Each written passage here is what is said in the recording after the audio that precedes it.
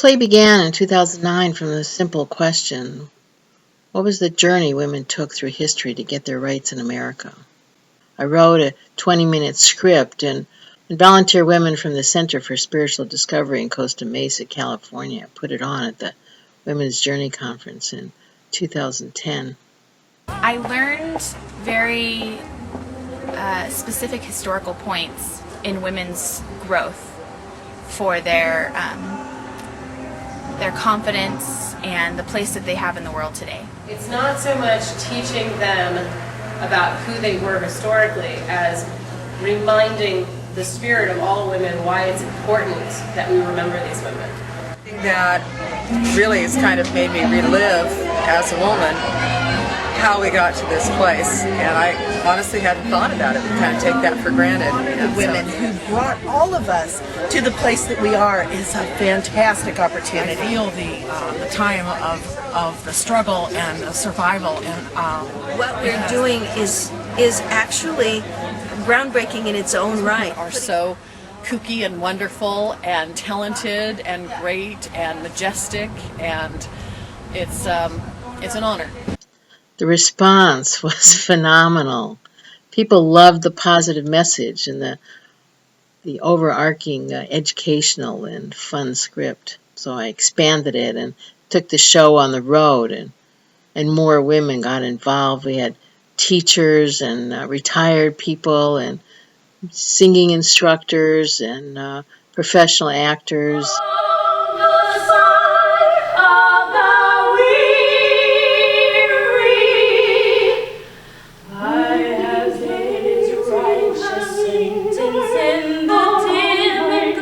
Between 2010 and 15, 35 performances were put on at churches, museums, high schools, colleges, hotels, conferences, community centers, and theaters. And our hosts were women's organizations, the Army, gender studies departments, history centers. One of our earliest supporters was the American Association for the University Women, which has over 100,000 members nationwide. And a highlight of those years was participating in the 2011 California Women's Suffrage Centennial in Sacramento. Virginia Woolf, Gloria Steinem, and Hillary Clinton. I'm playing Anne Hutchinson, who I love, and Bella Abzug, that feisty broad from New York. I like just when they all came out and sang. I loved it. It gets better every time I see it. Yeah, and she liked me. And she's the best Bella ever. But I also really liked all the facts rolling in the background. So much information there I did not realize, and that was very eye-opening for me. 2015, Michelle Mangione, a California composer and musician, wrote our finale song, We Are One. We are one, we are strong, we have risen up and championed for the rights to carry on. Incorporating this song into the show helped shape who we are and what we're trying to say. The song focuses on how women have been left out of history books even though they've done so much. Its message is about the power and the strength of women and how we can no longer be silent when it comes to the fight for freedom and equal rights.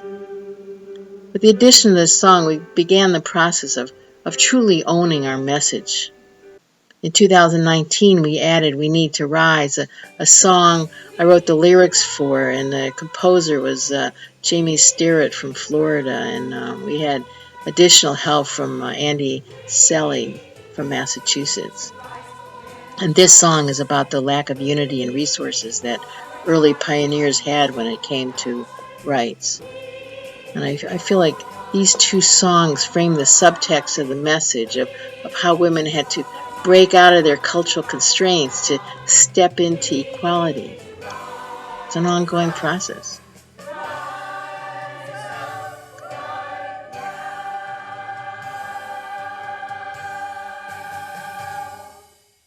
The year 2017 saw the largest single-day protest in U.S. history as women and men took to the streets at the Women's March to say that women's rights are human rights. And our performances in Massachusetts began because of that march. Women wanted to do something, and when I mentioned my script, they jumped on it. And over 60 women, men, and girls have flocked to join us. And since Women's Equality Day in 2017, we've done 23 performances. And this year being the centennial of the 19th Amendment, which gave women the right to vote, we're going to surpass what we did in California. We're not just putting on a show with actors. That's why we don't have professional actors. These women of the past were compelled by their passion to fight for what was right. And when seeing the play or reading the script, the latent passion in the women as actors and workshop participants is awakened, and they too become alive. We've created a pipeline where people see this show and then attend a play reading workshop, and they can really study the script and discuss it. And then we turn them into role models who are actively engaging with others using the strength and perseverance of the characters of the play. Basically, I like to think of it as, if Susan B. Anthony were alive today, what would be the moral cause that she would be fighting for? We're trying to make more Susan B. Anthonys. When the 19th Amendment was ratified and made into law, Carrie Chapman Catt said, "Our mothers began it, so it came to us as a sacred text." I take that statement to heart. It is a sacred trust.